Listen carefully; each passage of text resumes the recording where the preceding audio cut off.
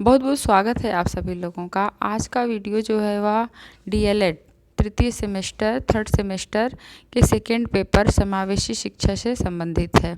समावेशी शिक्षा के अंतर्गत अति लघुत्तरीय प्रश्न पूछे जाते हैं, तो उन प्रश्नों को इसमें सम्मिलित किए हैं हम। ये 10 या 12 क्वेश्चन पूछे जाते हैं प्रत्येक वर्ष में। तो इसमें हम पिछले वर्ष में जो प्रश्न पूछे गए हैं 2016 से लेकर के 19 तक के, उन प्रश्नों को सम्मिलित करते हैं। काफ़ी महत्वपूर्ण वीडियो है ये और आप लोगों को काफ़ी इससे मदद भी मिलेगी। तो इसी बात को ध्यान में रख कर के इस वीडियो का निर्माण हम कर रहे हैं। ठीक है, तो इसमें देखते हैं हम। पहला जो क्वेश्चन है, समावेशी शिक्षा के अंतर्गत किस प्रकार के बालक आते हैं। ठीक है, अब ये देखिए क्वेश्चन जो है पूछ सकता है कि समावेशी शिक्षा किसे कहते हैं या समावेशी शिक्षा के अंतर्गत किस प्रकार के बालक आते हैं। तो अब उन बालकों में आप देख लीजिए, शारीरिक अक्षमता, ठीक है, मानसिक अयोग्यता, भावनात्मक एवं व्यवहारिक विकारों, बौद्धिक भिन्नता वाले बच्चे। ठीक है, समावेशी शिक्षा के अंतर्गत शारीरिक अक्षमता, मानसिक अयोग्यता, भावनात्मक एवं व्यवहारिक विकार और बौद्धिक भिन्नता वाले जो बच्चे हैं वे आते हैं। नेक्स्ट क्वेश्चन पे हम चलते हैं। सामान्य बच्चों में कौन कौन सी मानसिक भिन्नताएं होती हैं। सामान्य बच्चों में कौन कौन सी मानसिक भिन्नताएं होती हैं। तो इनमें हम देखेंगे धीमी गति से सीखने वाले, बुद्धि लब्धि का निम्न स्तर, ध्यान केंद्रण की समस्या और सृजन क्षमता की कमी। नेक्स्ट क्वेश्चन देखते हैं। सामान्य बच्चों की दो विशेषताएं बताइए। बुद्धि सामान्य होती है व शारीरिक व इनकी बुद्धि जो है वह सामान्य यानी औसत दर्जे की होती है। शारीरिक एवं मानसिक रूप से परिपक्व होते हैं। ठीक है, यानी कि अपने कार्यों को वे अच्छे से कर लेते हैं। अब यहाँ देखिए पिछड़े बालकों से आपका क्या अभिप्राय है। तो पिछड़े बालक यानी कि जो अपने कार्य में सामान्य साथियों से पीछे रहते हैं, उन्हें हम पिछड़े बालक करते हैं। यानी कि जो अपने साथियों से पिछड़े रहते हैं। ठीक है, नेक्स्ट क्वेश्चन में हमको देखते हैं। बच्चे की वास्तविक आयु की गणना से संबंधित सूत्र लिखिए। तो वास्तविक आयु की गणना से संबंधित जो सूत्र है वह क्या है। वास्तविक आयु बराबर मानसिक आयु यानी MA अपॉन बुद्धि लब्धि, ठीक है, इंटू 100।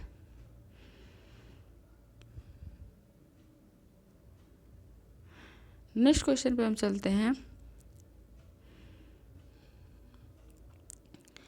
आंशिक रूप से शारीरिक अक्षम बच्चों के सभी प्रकार लिखिए। तो आंशिक रूप से शारीरिक अक्षम बच्चों के अंतर्गत दृष्टिबाधित, वाणी बाधित, श्रवण बाधित और अस्थि बाधित, ये 4 बच्चे इसके अंतर्गत आते हैं।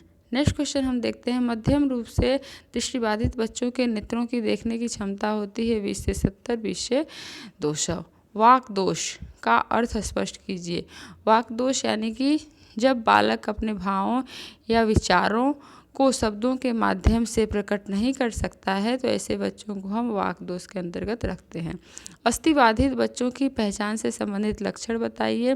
तो इनकी जो है अस्थिबाधित बच्चों की मेरुरज्जु का वक्र होना, विकृत नितंब, पाँव फिरा, दैनिक क्रियाओं में समस्या आना, हाथ पैर या शरीर के किसी अंग का विकृत होना।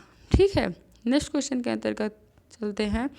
असुविधा संपन्न समूह के अंतर्गत किस समूह के बच्चे आते हैं। तो इनमें गरीब, अनाथ, श्रमिक आदि के बच्चे, जिन्हें सुविधाएं नहीं प्राप्त हो पाती हैं।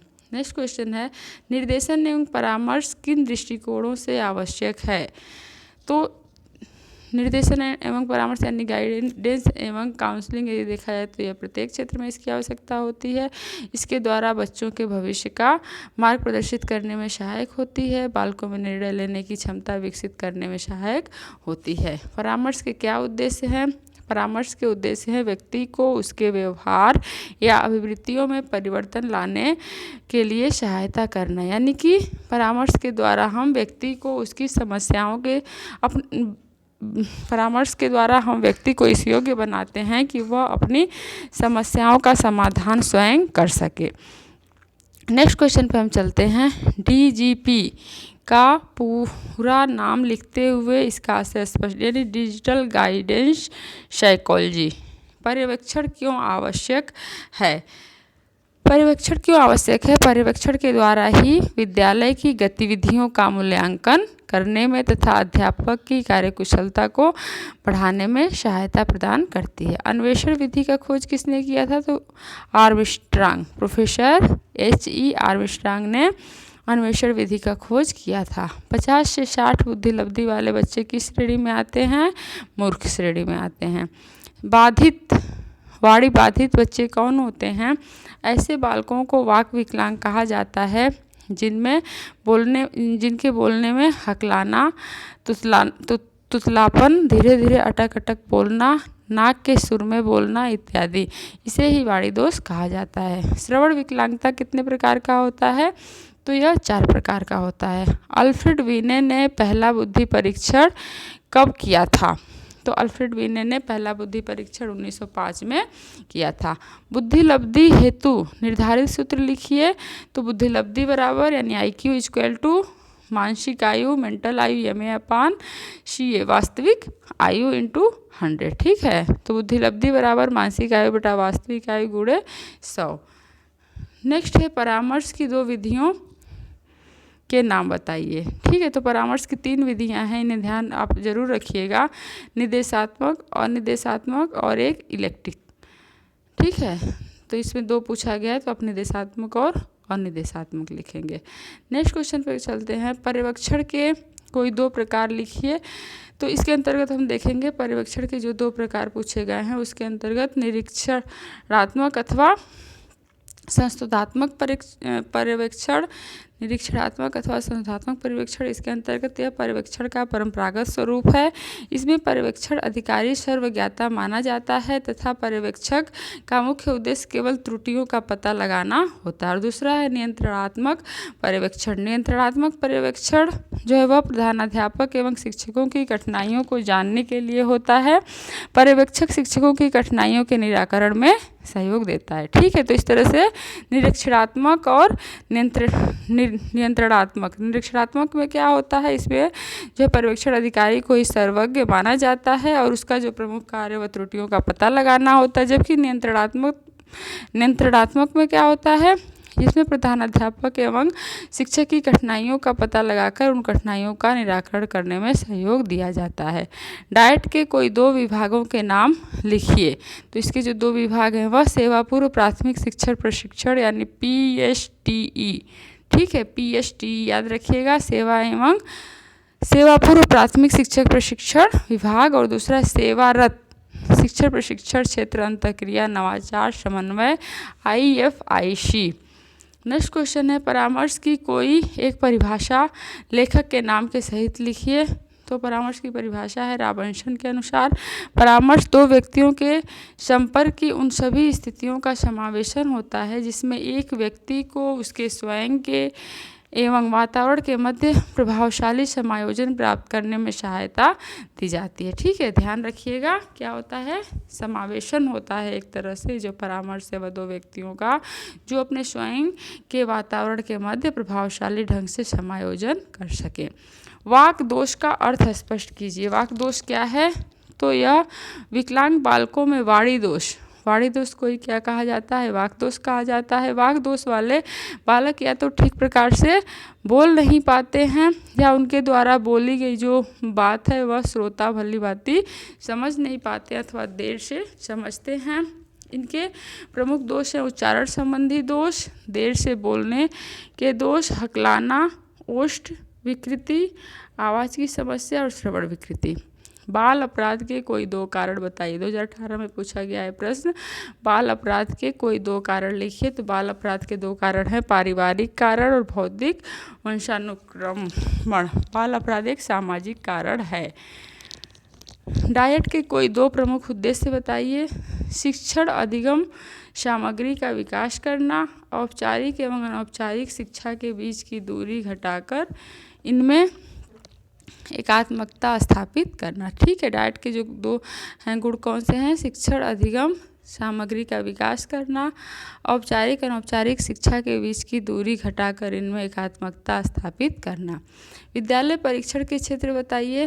विद्यालय पर्यवेक्षण के क्षेत्र पर्यवेक्षण की निदानात्मक भूमिका पर्यवेक्षण को मार्गदर्शन संबंधी भूमिका। ठीक है, पर्यवेक्षण की निदानात्मक और मार्गदर्शन संबंधी भूमिका, यह 2 विद्यालय पर्यवेक्षण के क्षेत्र हैं। नेक्स्ट क्वेश्चन पे हम चलते हैं।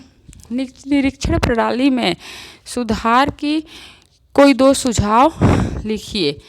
तो इनमें पहला सुधार है सरकारी निरीक्षण विद्यालय के अभिलेखों, सरकारी अनुदान के उचित प्रयोग, वित्तीय मामलों की व्यवस्था एवं सरकारी निर्देशों व के पालन के अतिरिक्त शैक्षिक कार्यक्रमों की भी जांच की जाए। ठीक है, यानी कि एडमिनिस्ट्रेशन के अतिरिक्त जो है वह शैक्षिक एजुकेशनल पर भी ध्यान दिया जाए। दूसरा है निरीक्षकों की नियुक्ति करते समय उनकी योग्यता एवं अनुभवों को ध्यान में रखा जाए।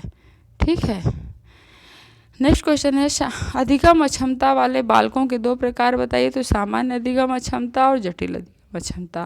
कौन कौन से हैं? सामान्य अधिगम अक्षमता और जटिल अधिगम अक्षमता। धीमी गति से सीखने के कौन कौन से कारण हैं? आर्थिक परिस्थिति, परिवार के सदस्यों का मानसिक स्तर, संवेगात्मक घटक और व्यक्तिगत घटक। ठीक है, धीमी गति से सीखने के 4 कारण है। एक अध्यापक दृष्टिबाधक बच्चे की पहचान कैसे करेगा? तो इसके जो है अध्यापक दृष्टिबाधित बालकों में नेत्रहीन बालकों को आसानी से पहचान सकते हैं। और दूसरा, दुर्बल दृष्टि बालकों की पहचान हेतु चिकित्सीय जांच की आवश्यकता की जा सकती है। नेक्स्ट है समावेशी बालक किस प्रकार के होते हैं? तो समावेशी बालकों के अंतर्गत उन सभी छात्रों को प्रदान की जाने वाली शिक्षा से जो अपवंचित वर्ग, भाषा, धर्म, जाति, क्षेत्र, वर्ण, लिंग तथा शारीरिक एवं मानसिक दक्षता से ग्रसित हैं। इस प्रकार के छात्र प्रतिभाशाली एवं शारीरिक रूप से अक्षम दोनों रूप में हो सकते हैं। ठीक है, नेक्स्ट क्वेश्चन पे चलते हैं। अपवंचन। अपवंचन क्या है? अपवंचन गार्डन के अनुसार वंचित होना, बाल्य जीवन की उद्दीपक दशाओं की न्यूनता, यानी कि जो बालक की बाल्य जीवन की जो आवश्यकताएं हैं उनसे अपवंचित होना। नेक्स्ट क्वेश्चन है मंद बुद्धि बालकों की बुद्धि लब्धि कितनी होती है? तो मंद बुद्धि बालकों की बुद्धि लब्धि 80 से 85 होती है। सृजनात्मकता के प्रमुख लक्षण बताइए। सृजनात्मकता के जो प्रमुख तत्व हैं, इसमें एलिमेंट्स की बात की जा रही है, इसका ध्यान रखिएगा आप। तो पहला है मौलिकता, ओरिजिनलिटी, दूसरा है प्रवाह क्षमता, फ्लुएंसी, तीसरा लचीलापन, चौथा है विस्तार की क्षमता, नेक्स्ट है पुनः पारिभाषीकरण और समस्या की अनुभूति। ठीक है, नेक्स्ट क्वेश्चन पे हम चलते हैं। नेक्स्ट क्वेश्चन है परामर्श प्रक्रिया के प्रमुख अंग बताइए। परामर्श प्रक्रिया के प्रमुख अंग के अंतर्गत 3 होते हैं। परामर्श के लक्ष्य, परामर्श प्रार्थी, परामर्शमर्शी या परामर्शदाता। निर्देशन के 2 उपकरण बताइए।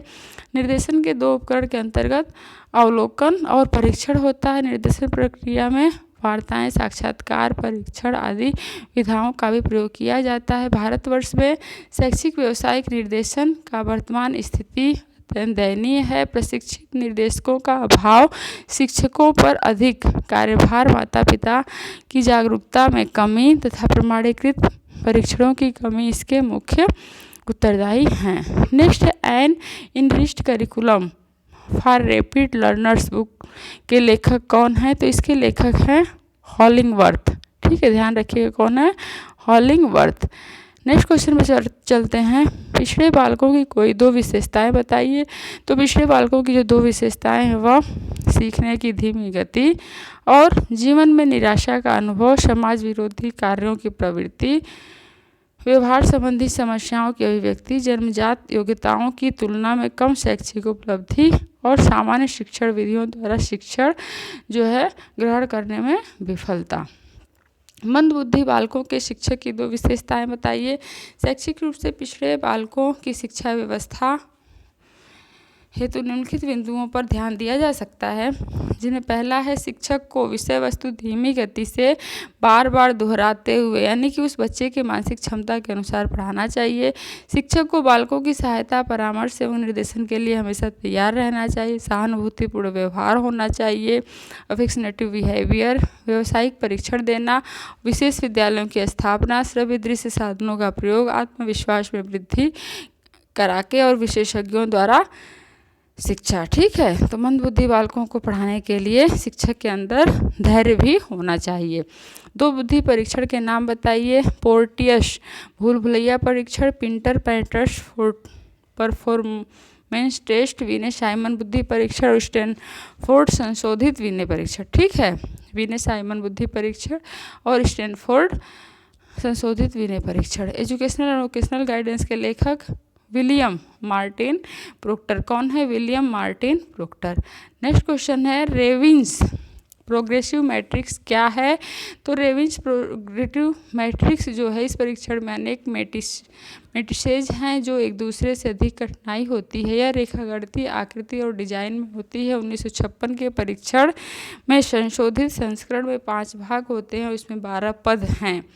वर्तमान समय में इसके 3 संस्करण हैं। ठीक है, नेक्स्ट क्वेश्चन है विनय ने साइमन के सहयोग से सर्वप्रथम बुद्धि परीक्षण कब तैयार किया था? तो 1905 में किया था। ठीक है, तो इस तरह से हम आज का वीडियो यहीं पे समाप्त करते हैं। फिर मिलते हैं हम नेक्स्ट वीडियो में।